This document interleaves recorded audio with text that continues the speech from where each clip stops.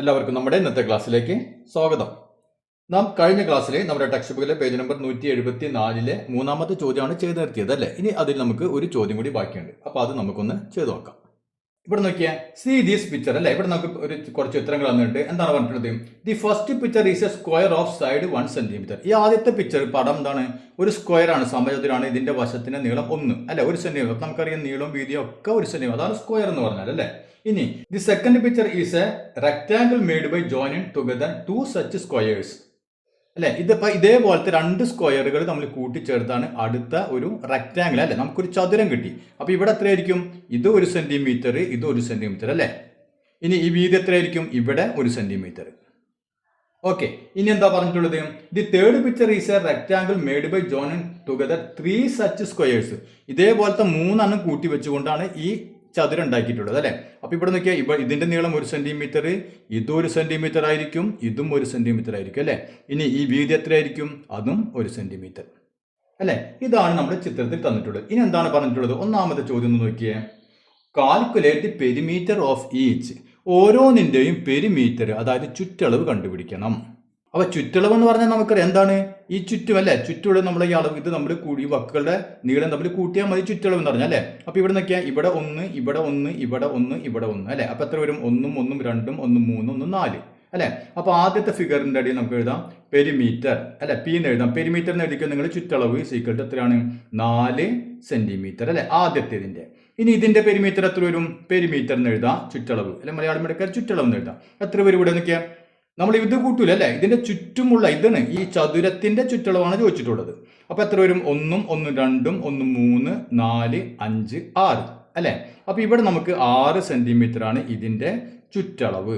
Okay, ഇനി ഇതിന്റെ ചുറ്റളവ് എത്ര വരും? ഇവിടെ നമുക്ക് വലിയൊരു എന്ത് കിട്ടി? ചതുരം കിട്ടിയിട്ടുണ്ട് അല്ലെ. അതിന്റെ ചുറ്റളവ് എത്ര വരും? പെരിമീറ്റർ ചുറ്റളവ് എത്ര വരും? ഇവിടെ 1, 2, 3, 4, 5, 6, 7, 8 അല്ലെ. അപ്പൊ ഇവിടെ നമുക്ക് എത്ര കിട്ടി? 8 സെന്റിമീറ്റർ. ഇനി നമ്മുടെ രണ്ടാമത്തെ ചോദ്യം എന്താണെന്ന് നോക്കിയേ. രണ്ടാമത്തെ ചോദ്യം, what is the perimeter of the triangle made by joining together 4 such squares like this? What about the rectangle made with 5 squares? എന്താണ് പറഞ്ഞിട്ടുള്ളത്? ഇവിടെ നോക്കിയേ, 3 സമചതുരം വെച്ചാലുള്ള ഈ ചതുരത്തിന്റെ കാര്യമാണ് നമ്മൾ പറഞ്ഞത് അല്ലെ. ഇനി 4 വെച്ചാൽ എന്തായിരിക്കും? അതിന്റെ ചുറ്റളവ് എത്രയായിരിക്കും അല്ലെ. അപ്പൊ ഇതുപോലെ 4 വെച്ചാൽ സംഭവിക്കുന്നു നോക്കിയാൽ, 4 എന്ത് വരും? 4 അല്ലേ. അപ്പൊ എന്ത് വരും? ഇവിടെ 1, 2, 3, 4, 5, 6, 7, 8, 9, 10 അല്ലെ. അപ്പൊ ഇതിന്റെ പെരിമീറ്റർ എത്ര കിട്ടും നമുക്ക്? 4 വെച്ച് കഴിഞ്ഞാൽ 10 അല്ലെ. അപ്പൊ നമുക്ക് ഇവിടെ എഴുതാം 10 പെരിമീറ്റർ എത്ര കിട്ടും? 10 സെന്റിമീറ്റർ. മനസ്സിലായില്ലേ? 4 വെച്ച് കഴിഞ്ഞാൽ 10 സെന്റിമീറ്റർ. ഇനി 5 വെച്ചാലോ? അതാണ് അടുത്ത ചോദ്യം. അപ്പൊ 5 വെച്ചു. 5 1, 2, 3, 4, 5. അപ്പൊ എത്ര വരും? ഇവിടെ 1, 2, 3, 4, 5, 6, 7, 8, 9, 10, 11, 12 അല്ലെ. അപ്പൊ ഇതിന്റെ പെരിമീറ്റർ എത്രയാണ്? പെരിമീറ്റർ 12 അല്ലെ. P equal to 12. അപ്പൊ ഇവിടെ നോക്കിയാൽ ഇത് 4 സ്ക്വയർ ആണെങ്കിൽ ഇത് 4 സ്ക്വയേഴ്സ് ആണെങ്കിൽ എന്താണ്? പെരിമീറ്റർ 10. ഇവിടെ നമ്മൾ 5 സ്ക്വയർ ആണെങ്കിൽ 5 സ്ക്വയേഴ്സ്, 5 സമചതുരങ്ങൾ ഉണ്ടാക്കണമെങ്കിൽ അപ്പൊ പെരിമീറ്റർ എത്ര വരും? 12 വരും. ക്ലിയർ ആയില്ലേ? ഓക്കെ, ഇനി നമുക്ക് അതിലെ മൂന്നാമത്തെ ചോദ്യം നോക്കാം.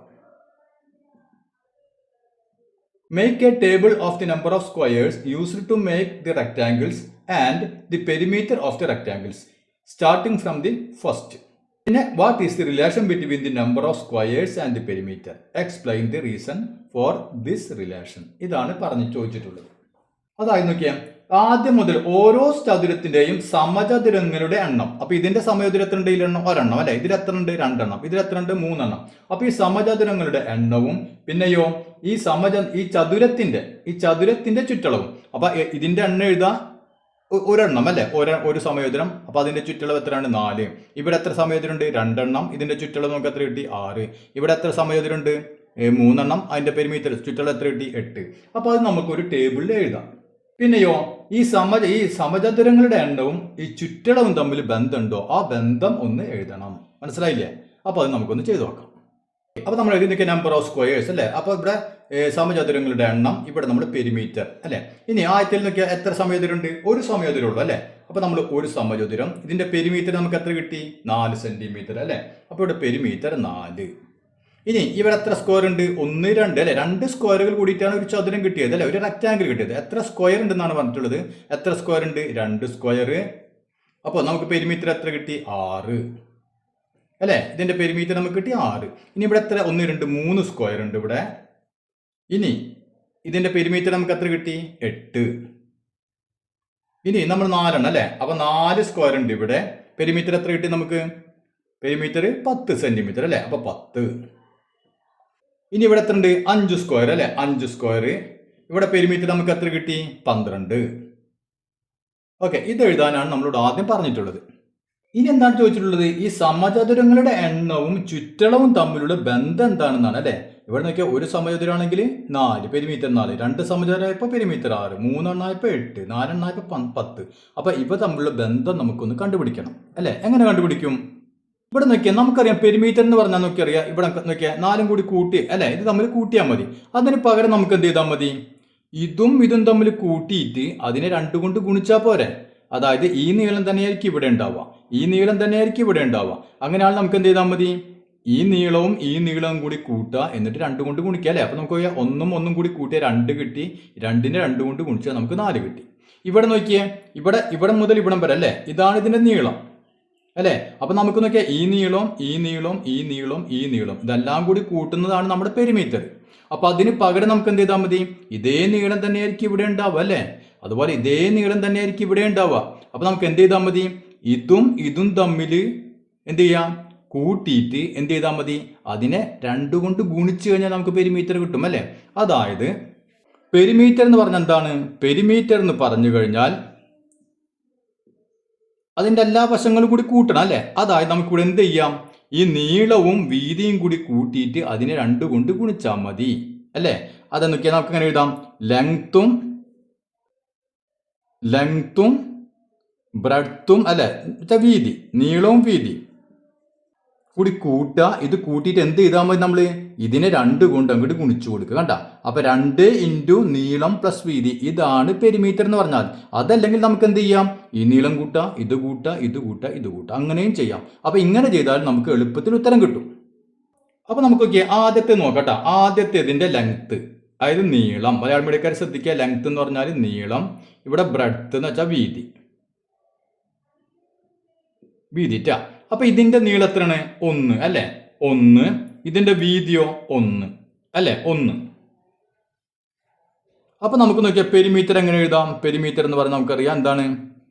ചുറ്റളവ് അല്ലെ. ചുറ്റളവ് നമുക്ക് എങ്ങനെ എഴുതാൻ പറ്റും? നമ്മൾ ഇവിടെ പറഞ്ഞ പോലെ 2 × നീളം പ്ലസ് വീതി അല്ലെ. നീളം എന്ന് പറഞ്ഞാൽ 1 പ്ലസ് വീതി എന്ന് പറഞ്ഞാൽ 1 അല്ലെ. അപ്പൊ നമുക്ക് പെരിമീറ്ററിന് 2 × 1 + 1 എന്ന് കിട്ടും. അത് എത്ര കിട്ടും നമുക്ക്? 1 1 2, 2 × 2 4 അല്ലെ. അപ്പൊ നമുക്ക് 4 തന്നെ കിട്ടി. ഓക്കെ, = 4. ഇനി ഇവിടെ നോക്കിയേ, ഇവിടെ നീളം എത്ര വരും? 1 1 2 അല്ലെ. അപ്പൊ ഇവിടെ നീളം നമുക്ക് 2 കിട്ടി. അപ്പൊ 2. ഇവിടെ വീതിയോ 1. അപ്പൊ നമുക്ക് പെരിമീറ്റർ എന്ത് വരും? 2 × നീളം അല്ലെ, 2 പ്ലസ് വീതി 1. അപ്പൊ എന്ത് വരും? 2 3 3, 3 × 2 6 അല്ലെ. നമുക്കിവിടെ 6 അല്ലേ കിട്ടിയത്. ഓക്കെ, ഇനി ഇവിടെ നോക്കിയാൽ മൂന്നാമത്തത്, നീളം എത്ര വരും? 1 2 3 അല്ലെ. നീളം 3, വീതി 1 അല്ലെ. അപ്പൊ നമുക്ക് ഇങ്ങനെ എഴുതാം, നീളം ലെങ്ത് 3, വീതി 1. അപ്പൊ ഇവിടെ എന്ത് വരും? 2 × നീളം എന്ന് വെച്ചാൽ 3 പ്ലസ് വീതി എത്രയാണ്? 1. അപ്പൊ നമുക്ക് എത്ര കിട്ടും? 3 4, 3 3 4, 4 × 2 8 അല്ലെ. അപ്പൊ നമുക്ക് ഇവിടെ 8 കിട്ടി. ഇനി നാലാമത്തെ നോക്കിയേ, ഇവിടെ അല്ലെ 1 2 3 4 അല്ലെ. അപ്പൊ നമുക്ക് ലെങ്ത് 4 എന്ന് കൊടുക്കാം, വീതിയോ 1. അപ്പൊ എന്ത് വരും? 2 × 4 + 1, 4 + 1 അല്ലെ. 4 3 5, 5 × 2 10. കണ്ടാ. ഇനി നോക്കിയേ, ഇവിടെ ഇത് നോക്കിയേ, ഇവിടെ 1 2 3 4 5, നീളം 5, വീതി 1 അല്ലെ. അപ്പൊ നീളം 5, വീതി 1. അപ്പൊ എന്ത് വരും? നമുക്ക് 2 × 5 + 1 അല്ലെ. അപ്പൊ 6 കിട്ടി. 6 × 2 12. നമുക്ക് ഇവിടെ നോക്കിയാൽ പെരിമീറ്റർ കിട്ടാൻ എന്ത് ചെയ്താൽ മതി? 2 കൊണ്ട് ഗുണിക്കുന്നുണ്ട് അല്ലേ? അപ്പൊ 2 ഇൻറ്റു നോക്കിയാൽ 1 + 1. ഇവിടെ അല്ലാതെ 1 തന്നെയാണ് അല്ലേ? അതിന് വ്യത്യാസമില്ല. പിന്നെ ഇവിടെ 1, 2, 3, 4, 5 എന്ന് പോകുന്നു. ഇവിടെ നോക്കിയാൽ 1, 2, 3, 4, 5 എന്ന് പോകുന്നു. അതായത് ഇവിടെ നോക്കിയാൽ ഇവിടെ 2 സ്ക്വയർ ആണെങ്കിൽ നമ്മൾ 2 എന്ന് എഴുതി. 4 സ്ക്വയർ ആണെങ്കിൽ ഇവിടെ 4 വന്നു. 5 സ്ക്വയർ ആണെങ്കിൽ ഇവിടെ 5 വന്നു അല്ലേ? പിന്നെ 2 ഒക്കെ കോമൺ ആണ്, 1 കോമൺ ആണ്. അപ്പൊ ഇവിടെ നമുക്ക് എന്ത് ചെയ്യാം? ഇതിന് പകരം എന്ത് കൊടുത്താൽ മതി? ഇവിടെ സ്ക്വയറിന്റെ എണ്ണമാണ് ഇവിടെ വരുന്നത് അല്ലേ? അപ്പൊ ഇവിടെ 1 സ്ക്വയർ വന്നപ്പോ 1, 2 സ്ക്വയർ ആണെങ്കിൽ ഇവിടെ 2, 3 സ്ക്വയർ ആണെങ്കിൽ ഇവിടെ 3 അല്ലേ? അപ്പൊ നമുക്ക് ഇത് എങ്ങനെ എഴുതാൻ പറ്റും? നമുക്ക് നോക്കിയാൽ പെരിമീറ്റർ ഈസ് ഈക്വൽ ടു എങ്ങനെ എഴുതാം? പെരിമീറ്റർ അതായത് ചുറ്റളവ് സീക്വൽ ടു എന്ത് എഴുതാം? നമുക്ക് 2 ഇൻറ്റു അല്ലെ, 2ന് മാറ്റം വരുന്നില്ല, 2 ഇൻറ്റു അതിലൊരു മാറ്റമില്ല. ഈ 1, 2, 3 അതിന് പകരം നമുക്ക് എന്ത് എഴുതാം? Number of squares. അപ്പൊ നമ്പർ ഓഫ് സ്ക്വയേഴ്സ് അതായത് സമചതുരങ്ങളുടെ എണ്ണം അല്ലെ? പിന്നെ എന്ത് വേണം? +1 അല്ലെ? അതിൽ മാറ്റില്ല, +1. അപ്പൊ നമുക്ക് കിട്ടി perimeter is equal to 2 into number of squares +1. എത്ര സ്ക്വയർ ഉണ്ടോ അതിന്റെ കൂടെ 1 കൂട്ടുക, അതിനെ 2 കൊണ്ട് ഗുണിച്ചാൽ മതി. ക്ലിയർ ആയില്ലേ? ഓക്കെ. അപ്പൊ അതിന്റെ റീസൺ ചോദിച്ചിട്ടുണ്ട് അല്ലേ? അപ്പൊ റീസൺ എന്ന് പറഞ്ഞാൽ നമ്മൾ ഇത് എഴുതി വെച്ചാൽ മതി. മനസ്സിലായില്ലേ? ഓക്കെ. ഇനി നമുക്ക് 4ാമത്തെ ചോദ്യം നോക്കിയേ. ഈ നമ്പർ ഓഫ് സ്ക്വയേഴ്സ് അല്ലെ, നമ്പർ ഓഫ് സ്ക്വയേഴ്സിന് നമ്മൾ എസ് എന്ന് കൊടുക്കുക. പിന്നെയോ പെരിമീറ്റർ എന്ത് കൊടുക്കണം? പി എന്ന് കൊടുക്കാം. മനസ്സിലായില്ലേ? അപ്പൊ അങ്ങനെയാണെങ്കിൽ നമുക്ക് ഇത് എങ്ങനെ എഴുതാൻ പറ്റും എന്നാണ് ചോദ്യം. അപ്പൊ ഇവിടെ പി എന്നും കൊടുക്കുക, ഇവിടെ എസ് എന്നും കൊടുക്കുക. അപ്പൊ എന്താ നമ്മൾ ചെയ്യാനുള്ളത്? വേറെ ഒന്നും ചെയ്യാനില്ല അല്ലേ? പെരിമീറ്ററിന് പകരം നമ്മൾ പി എന്ന് കൊടുക്കുക. അപ്പൊ P is equal to 2 into number of സ്ക്വയേഴ്സിന് പകരം എസ് എന്ന് കൊടുക്കുക അല്ലേ? S plus 1. കണ്ടാ? P is equal to 2 into S plus 1. ഇതാണ് നമ്മുടെ 4ാമത്തെ ചോദ്യത്തിന് ഉത്തരം. ഇനി നമ്മുടെ 5ാമത്തെ ചോദ്യം നോക്കാം. To get a rectangle of perimeter 1 meter, how many squares must be joined like this? എന്താണ് ചോദിച്ചിട്ടുള്ളത്? പെരിമീറ്റർ അതായത് ചുറ്റളവ് 1 മീറ്ററായ റെക്റ്റാങ്കിൾ ചതുരം കിട്ടാൻ നമ്മൾ എത്ര സമചതുരങ്ങൾ ചേർത്ത് വെക്കണം? ചോദ്യം മനസ്സിലായല്ലോ? അപ്പൊ നമുക്ക് എന്ത് വേണം? പെരിമീറ്റർ 1 മീറ്റർ കിട്ടണം അല്ലേ? അപ്പൊ പെരിമീറ്റർ എത്ര കിട്ടണം? നമുക്ക് 1 മീറ്റർ കിട്ടണം അല്ലേ? ഇവിടെ ശ്രദ്ധിക്കുക, 1 മീറ്റർ പെരിമീറ്റർ കിട്ടണം. അതായത് നമുക്കറിയാം 1 മീറ്റർ എന്ന് പറഞ്ഞാൽ എത്രയാണ്? 100 സെന്റിമീറ്റർ ആണ് 1 മീറ്റർ അല്ലേ? അപ്പൊ നമുക്ക് ഇതിനെ എങ്ങനെ എഴുതാം? 100 സെന്റിമീറ്റർ അല്ലെ? 100 സെന്റിമീറ്റർ കൂടിയാലാണ് നമുക്ക് 1 മീറ്റർ കിട്ടും. അപ്പൊ 100 സെന്റിമീറ്റർ പെരിമീറ്റർ കിട്ടണമെങ്കിൽ, ചുറ്റളവ് കിട്ടണമെങ്കിൽ നമ്മൾ എത്ര സമചതുരങ്ങൾ ഇങ്ങനെ ചേർത്ത് വെക്കണം? ഇതാണ് നമ്മുടെ ചോദ്യം. അപ്പൊ നമ്മൾ ഇവിടെ നോക്കിയ പെരിമീറ്ററിന്റെ ഇക്വേഷൻ നമ്മൾ കണ്ടുപിടിച്ചല്ലേ? എത്ര സ്ക്വയേഴ്സ് ഉണ്ടോ അതിന്റെ കൂടെ 1 കൂട്ടിയിട്ട് അതിന് 2 കൊണ്ട് ഗുണിക്കണം. അപ്പൊ നമുക്ക് പെരിമീറ്റർ കിട്ടും അല്ലെ? അതല്ല നമുക്ക് കിട്ടിയത്. അപ്പൊ നമുക്ക് എത്ര സ്ക്വയർ ഉണ്ടോ അല്ലെ? ഇപ്പൊ എസ് ആണെന്ന് വിചാരിക്കുക, സ്ക്വയറിന്റെ എണ്ണം എസ് ആണെന്ന് വിചാരിക്കുക. അപ്പൊ 4, 5 എത്രയാണ് ആയിക്കോട്ടെ, അതിനെ നമ്മൾ എന്ത് ചെയ്യണം? അതിന്റെ കൂടെ 1 കൂട്ടണം അല്ലെ? 1 കൂട്ടിയിട്ട് എന്ത് ചെയ്യും? നമ്മൾ 2 കൊണ്ട് ഗുണിക്കണം അല്ലെ? ഇതല്ലേ നമുക്ക് പെരിമീറ്റർ കിട്ടി. അപ്പൊ 2 into S plus 1 equal to perimeter അല്ലെ? പെരിമീറ്റർ. അപ്പൊ നോക്കിയേ, എത്ര സ്ക്വയർ ഉണ്ടോ അതിന്റെ കൂടെ 1 കൂട്ടിയിട്ട് അതിനെ 2 കൊണ്ട് ഗുണിച്ചു കഴിഞ്ഞാൽ നമുക്ക് അതിന്റെ പെരിമീറ്റർ കിട്ടും അല്ലെ? ഇതാണ് നമ്മൾ പഠിച്ചത്. ഇനി ഇവിടെ നോക്കിയേ, നമുക്ക് കിട്ടേണ്ട പെരിമീറ്റർ എത്രയാണ്? 100 ആണ് പെരിമീറ്റർ കിട്ടേണ്ടത് അല്ലെ? അപ്പൊ എത്ര സ്ക്വയർ വേണമെന്നാണ് ചോദ്യം. അപ്പൊ ഇവിടെ നമുക്ക് നോക്കിയാൽ നമ്മുടെ ഇക്വേഷൻ എന്താണ്? 2 ഇൻറ്റു എസ് പ്ലസ് 1 അല്ലെ? അത് എത്രയാണെന്ന് പറഞ്ഞിട്ടുണ്ട് നമ്മുടെ ചോദ്യത്തിൽ? 100 കിട്ടണം അല്ലെ? അപ്പൊ ഈ പെരിമീറ്റർ നമുക്ക് 100 ആണ് കിട്ടേണ്ടത് അല്ലെ? അപ്പൊ 2 ഇൻറ്റു എസ് പ്ലസ് 1 എന്ന് പറഞ്ഞാൽ 100 ആണ്. ഇതിൽ നിന്ന് നമ്മൾ എന്ത് കണ്ടുപിടിക്കണം? ഈ എത്ര സ്ക്വയർ ഉണ്ട് അല്ലെ? എത്ര സമചതുരങ്ങൾ ഉണ്ട് എന്ന് നമ്മൾ കണ്ടുപിടിക്കണം അല്ലെ? അപ്പൊ ഇതിൽ നിന്ന് നമുക്ക് എസ് എത്രയാണെന്നാണ് കണ്ടുപിടിക്കേണ്ടത്. അതായത് ഇവിടെ നോക്കിയാൽ എസ് എന്ന് പറഞ്ഞ ഒരു സംഖ്യയാണ് അല്ലെ? ഒരു സംഖ്യ. ആ സംഖ്യയുടെ കൂടെ 1 കൂട്ടിയിട്ട് ആ കിട്ടിയ ഉത്തരത്തെ 2 കൊണ്ട് ഗുണിച്ചപ്പോൾ നമുക്ക് 100 കിട്ടി അല്ലെ? ഇതല്ല അതിന്റെ കാര്യം. നോക്കിയാൽ ഏതോ ഒരു സംഖ്യ അല്ലെ? എസ് നമുക്കറിയില്ല. അപ്പൊ ഏതോ ഒരു സംഖ്യയാണ്. ആ സംഖ്യയുടെ കൂടെ 1 കൂട്ടിയിട്ട് ആ കിട്ടിയ ഉത്തരത്തെ 2 കൊണ്ട് ഗുണിച്ചപ്പോൾ നമുക്ക് എത്ര കിട്ടി? 100 കിട്ടി എന്നാണ് പറയുന്നത് അല്ലെ? അപ്പൊ നമുക്ക് ഇവിടെ ആദ്യം എന്ത് ചെയ്യാം? നോക്കിയാൽ എസ് പ്ലസ് 1നെ 2 കൊണ്ട് ഗുണിച്ചപ്പോൾ 100 കിട്ടി. കണ്ട, ഇവിടെ ശ്രദ്ധിക്കാം. എസ് പ്ലസ് 1നെ 2 കൊണ്ട് ഗുണിച്ചപ്പോൾ 100 കിട്ടി. അങ്ങനെയാണെങ്കിൽ എസ് പ്ലസ് 1 എന്ന് പറഞ്ഞാൽ എത്രയായിരിക്കും? എങ്ങനെ നമ്മൾ കണ്ടുപിടിക്കുക? ഉദാഹരണം നോക്കിയാൽ, ഇപ്പോൾ ഒരു സംഖ്യ, ഏതെങ്കിലും ഒരു സംഖ്യ, ഇപ്പൊ ഞാൻ എ എന്ന് വിചാരിച്ചു, ഏതോ ഒരു സംഖ്യ എ, ഞാൻ അതിന് എ എന്ന് പേര് കൊടുത്തു. അതിനെ ഞാൻ 2 കൊണ്ട് ഗുണിച്ചു, അപ്പോൾ എനിക്ക് 10 കിട്ടി. അങ്ങനെയാണെങ്കിൽ എ എന്ന് പറയുന്നത് എന്തായിരിക്കും? ഈ സംഖ്യ ഏതായിരിക്കും? ഏതോ ഒരു സംഖ്യയെ ഞാൻ 2 കൊണ്ട് ഗുണിച്ചു, ഗുണിച്ചപ്പോൾ എനിക്ക് ഉത്തരം 10 കിട്ടി. അങ്ങനെയാണെങ്കിൽ എ എന്ന് പറഞ്ഞ സംഖ്യ എത്രയായിരിക്കും? നമ്മൾ എന്ത് ചെയ്യണം? നമുക്കിപ്പോൾ പെട്ടെന്നല്ലേ നമ്മൾ ടേബിൾ അറിയുന്നത് പെട്ടെന്ന് തരുമ്പോൾ ഒരു 5 ആണെന്ന് പറഞ്ഞാൽ 5 × 2 10 പെട്ടെന്ന് പറഞ്ഞു അല്ലേ. ഇനി നമുക്കിത് വലിയ സംഖ്യ ആണെന്ന് വിചാരിക്കുക. വലിയ സംഖ്യ ഇപ്പോൾ 2, 3 ഒന്നല്ല, വലിയ 2 സംഖ്യകളാണെന്ന് വിചാരിക്കുക. അങ്ങനെയാണെങ്കിൽ നമുക്ക് എങ്ങനെ കണ്ടുപിടിക്കാൻ പറ്റും? ഇവിടെ നമ്മൾ എന്താ ചെയ്താൽ മതി നോക്കിയാൽ, ഇതിനെ ഇതുകൊണ്ട് ഗുണിച്ചപ്പോഴല്ല 10 കിട്ടിയത്. അപ്പോൾ നമുക്ക് എ കണ്ടുപിടിക്കാൻ എന്ത് ചെയ്താൽ മതി? നമുക്ക് കിട്ടിയ ഉത്തരം ഉണ്ടല്ലോ, കിട്ടിയ ഉത്തരത്തെ ഈ 2 കൊണ്ട് ഹരിച്ചാൽ മതി അല്ലേ. 10ൽ എത്ര 2 ഉണ്ടെന്ന് നോക്കിയാൽ മതി. 10ൽ എത്ര 2 ഉണ്ട്? 5 2 കണ്ട. അപ്പോൾ ഒരു സംഖ്യ വേറെ സംഖ്യ കൊണ്ട് ഗുണിച്ചു കഴിഞ്ഞാൽ നമുക്ക് 10 കിട്ടി അല്ലേ. അപ്പോൾ സംഖ്യ കണ്ടുപിടിക്കാൻ നമ്മൾ എന്ത് ചെയ്താൽ മതി? 10നെ ഈ 2 കൊണ്ട് നമ്മൾ ഹരിച്ചാൽ മതി അല്ലേ. അപ്പോൾ നമുക്ക് 5 കിട്ടി. അപ്പോൾ എ 5 ആണെന്ന് മനസ്സിലായി. അതുപോലെ ഇവിടെ നോക്കിയേ, ഈ S+1 എന്ന് പറഞ്ഞൊരു സംഖ്യ, അത് എത്ര നമുക്കറിയില്ല. എസിന്റെ കൂടെ ഒന്ന് കൂട്ടി ഒരു സംഖ്യ, ഇത് ഒരു സംഖ്യ ആണെന്ന് വിചാരിക്കുക. ഒരു സംഖ്യ, അതിൻ്റെ കൂടെ അതിനെ നമ്മൾ 2 കൊണ്ട് ഗുണിച്ചപ്പോൾ നമുക്ക് 100 കിട്ടി. അങ്ങനെയാണെങ്കിൽ ഇത് എത്രയായിരിക്കും? S+1 എന്ന് പറഞ്ഞാൽ എത്രയായിരിക്കും? നമ്മൾ എന്ത് ചെയ്യണം? ഇവിടെ നമ്മൾ ചെയ്ത അതേപോലെ തന്നെ എന്ത് ചെയ്യണം? 100നെ എന്ത് ചെയ്യണം? 2 കൊണ്ട് ഹരിക്കണം അല്ലേ. ഇപ്പം 2 ആണെങ്കിൽ 2, ഇപ്പം 5 ആണെങ്കിൽ 5, ഏതാണോ അതിൻ്റെ കൂടെ കിടക്കുന്നത് അതുകൊണ്ട് നമ്മൾ ഹരിക്കണം. മനസ്സിലായല്ലോ. അപ്പം ഇവിടെ എന്ത് ചെയ്യുന്നു? ഞാൻ 100നെ എന്ത് ചെയ്തു? 2 കൊണ്ട് ഹരിക്കുന്നു. അപ്പോൾ നമുക്ക് നോക്കിയേ, S+1 എന്ന് പറഞ്ഞതിന് ഉത്തരം കിട്ടി അല്ലേ. 100നെ 2 കൊണ്ട് ഹരിച്ചു കഴിഞ്ഞാൽ നമുക്ക് എത്ര കിട്ടും? 50 അല്ലേ. 100നെ 2 കൊണ്ട് ഹരിച്ചാൽ 100ന്റെ പകുതി 50. അപ്പോൾ S+1 എന്ന് പറഞ്ഞാൽ 50 എന്ന് കിട്ടി അല്ലേ. അതായത് നോക്കിയാൽ എസിന്റെ കൂടെ 1 കൂട്ടിയപ്പോൾ 50 കിട്ടി. എസിന്റെ കൂടെ ഏതോ ഒരു സംഖ്യ അതിന്റെ കൂടെ 1 കൂട്ടിയപ്പോൾ 50 കിട്ടി അല്ലേ. ഇപ്പൊ ഇവിടെ നോക്കിയേ, ഇപ്പോൾ ഏതോ ഒരു സംഖ്യ, ഇപ്പൊ എക്സ് ഒരു സംഖ്യ, ഏതോ ഒരു സംഖ്യ, അതിന്റെ കൂടെ ഞാൻ 5 കൂട്ടി. 5 കൂട്ടിയപ്പോൾ എനിക്ക് 20 കിട്ടി കേട്ടാ. ഏതോ ഒരു സംഖ്യയുടെ കൂടെ ഞാൻ 5 കൂട്ടിയപ്പോൾ 20 കിട്ടി. അങ്ങനെയാണെങ്കിൽ ഏത് സംഖ്യയുടെ കൂടെ ഞാൻ 5 കൂട്ടിയത്?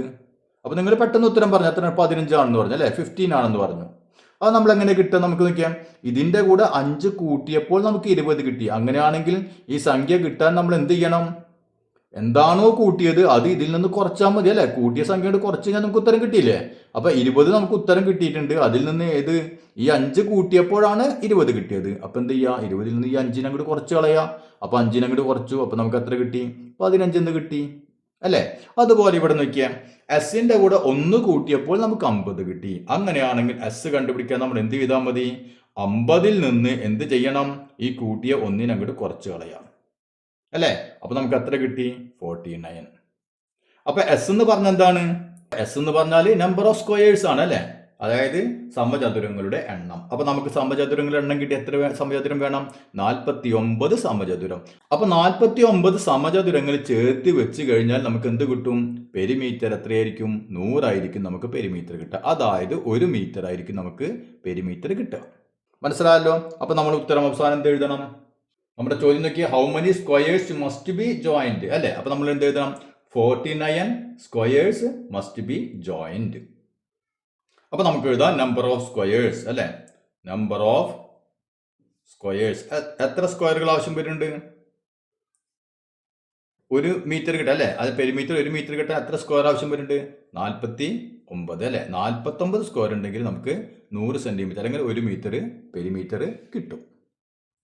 അപ്പോൾ ഇതോടുകൂടി നമ്മുടെ ഈ ചാപ്റ്റർ അവസാനിച്ചു. അപ്പോൾ നമ്മുടെ ക്ലാസ്സുകളൊക്കെ നിങ്ങൾക്ക് മനസ്സിലാവുന്നുണ്ട് എന്നാണ് എൻ്റെ വിശ്വാസം. അപ്പോൾ ക്ലാസ്സുകൾ ഇഷ്ടപ്പെടുകയാണെങ്കിൽ സബ്സ്ക്രൈബ് ചെയ്യാത്തവരുണ്ടെങ്കിലൊക്കെ ഒന്ന് സബ്സ്ക്രൈബ് ചെയ്ത് കാണാം. അതുപോലെ തന്നെ ഒന്ന് ലൈക്ക് ചെയ്യുക. അതുപോലെ നിങ്ങളെ ഫ്രണ്ട്സുകൾക്കൊക്കെ ഒന്ന് ഷെയർ ചെയ്ത് കൊടുക്കുകയും ചെയ്യുക. ഇനി നമുക്ക് ഒരു ചാപ്റ്ററും കൂടി ബാക്കിയുണ്ട് അല്ലേ. അത് നമുക്ക് അടുത്ത ക്ലാസ്സിൽ ചെയ്യാം.